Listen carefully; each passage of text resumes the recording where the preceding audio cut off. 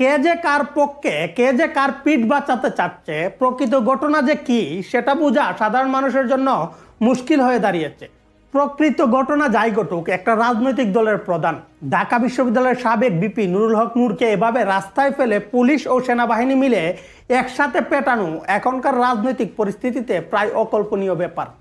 VP নূর আওয়ামী লীগ আমলেও বহুবার মার খেয়েছেন, কিন্তু এখনের মতো পুলিশ ও সেনাবাহিনীর সম্মিলিত হামলায় প্রায় আদমরা করে ফেলার মতো মার রাজনৈতিক ক্যারিয়ারে খায়নি বলা যায়, তাও একটি অন্তর্বর্তী সরকারের আমলে।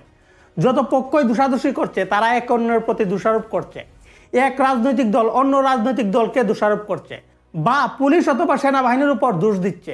অথচ ইন্টারেস্টিং বিষয় হলো, সরকারকে খুব একটা দায় দেওয়া হচ্ছে না। পুলিশ হোক অথবা সেনাবাহিনী, যে কোনো ধরনের আইন শৃঙ্খলা বাহিনী অথবা তাদের কার্যকলাপ নিয়ন্ত্রণের দায়িত্ব সরকারের উপরেই বর্তায়।